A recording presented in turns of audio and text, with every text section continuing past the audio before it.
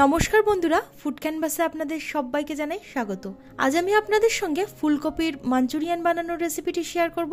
এটা খেতে ভীষণই সুস্বাদু। এটাকে আপনারা রুটি পরোটার সাথে পরিবেশন করতে পারেন, এছাড়াও স্ন্যাক্স হিসাবে বা যে কোনো ফ্রাইড রাইসের সাথেও কিন্তু এটাকে পরিবেশন করতে পারেন। তাহলে চলুন দেখে নেওয়া যাক আমার আজকের এই ভিডিওটি। প্রথমে এখানে নিয়েছি আমি একটা বড় সাইজের ফুলকপি, যার ফুলগুলো ছোট ছোট করে কেটে নিয়েছি। খুব বেশি ছোট করা যাবে না, আবার খুব বেশি কিন্তু বড়ও রাখা যাবে না। তারপর এটাকে ভালোভাবে ধুয়ে নিয়ে জল ঝরিয়ে রেখেছি।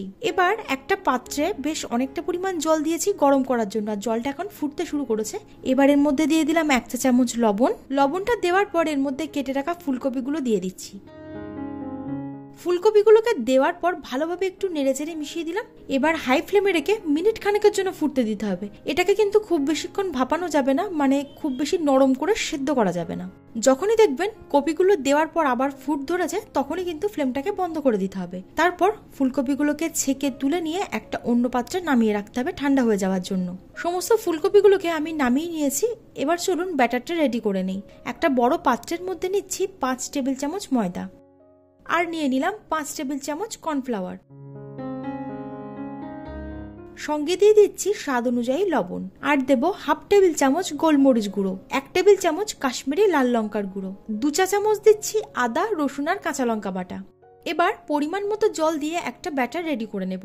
ব্যাটারটা কিন্তু খুব বেশি পাতলা হবে না, আবার খুব বেশি গাঢ় হবে না।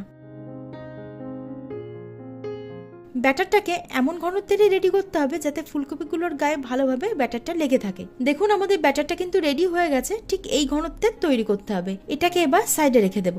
আরও একটা পাত্র নিয়ে নিলাম। এর মধ্যে দিচ্ছি 1 চা চামচ ভিনিগার, 2 টেবিল চামচ দিচ্ছি গ্রিন চিলি সস, 1 টেবিল চামচ ডার্ক সয়া সস। যদি আপনাদের কাছে লাইট সয়া সস থাকে তাহলে 2 টেবিল চামচ দিলেই হবে। 6 টেবিল চামচ দিলাম টমেটো সস বা টমেটো কেচাপ।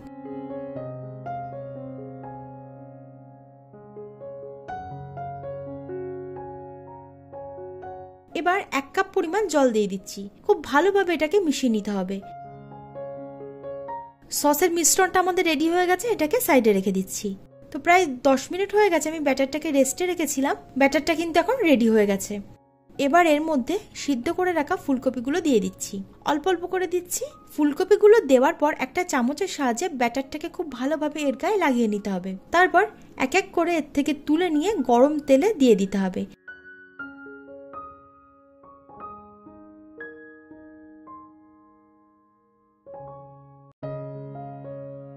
সমস্ত ফুলকপিগুলো দেওয়ার পর ফ্লেমটাকে মিডিয়ামে রেখে ভেজে নিতে হবে।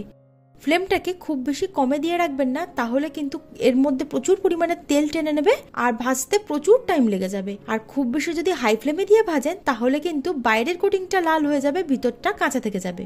এবার ফুলকপিগুলোকে এপিট ওপিট উল্টে পাল্টে খুব ভালোভাবে ভেজে নিতে হবে। দেখুন একটু লাল লাল করে ভেজে নিয়েছি। এবার এগুলোকে ছেঁকে তুলে একটা অন্য পাত্রে রেখে দেব।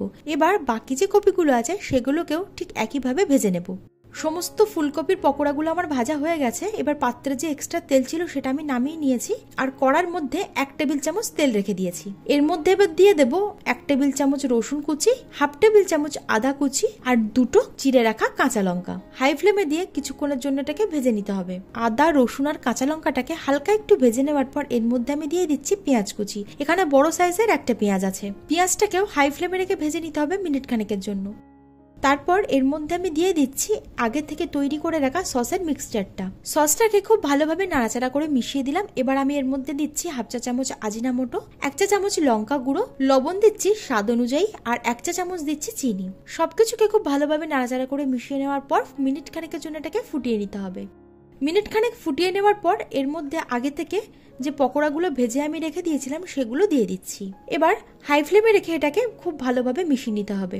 এই রান্নাতে আমি আজিনামোটো ব্যবহার করেছি টেস্টের জন্য। আপনারা চাইলে দিতেও পারেন, নাও দিতে পারেন। তবে যদি একেবারে রেস্টুরেন্টের মতন টেস্ট আনতে চান তাহলে অবশ্যই ওটা দেবেন। এবার মিনিট খানেকের জন্য এটাকে ভেজে নেওয়ার পর এর মধ্যে দিয়ে দিচ্ছি ধনে পাতা কুচি আর পেঁয়াজ পাতা কুচি। আবারও একটু নাড়াচাড়া দিয়ে নিলাম। ব্যাস, আমাদের ফুলকপির মাঞ্চুরিয়ান একদম রেডি। এর মধ্যে কিন্তু আমি গ্রেভি রাখিনি, এটা একটু ড্রাই ভাবেই তৈরি করেছি, আর এটা খেতে কিন্তু অসাধারণ হয়। আপনারাও বাড়িতে একবার ট্রাই করবেন আর আমাকে কমেন্টে জানাবেন রেসিপিটা কেমন লাগলো। আজকের এই রেসিপিটি যদি আপনাদের ভালো লেগে থাকে তাহলে অবশ্যই একটা লাইক আর শেয়ার করতে ভুলবেন না। আজ তবে এই পর্যন্তই। আবার হাজির হয়ে যাব নতুন একটা ভিডিও নিয়ে। আপনারা ভালো থাকবেন, সুস্থ থাকবেন। ধন্যবাদ।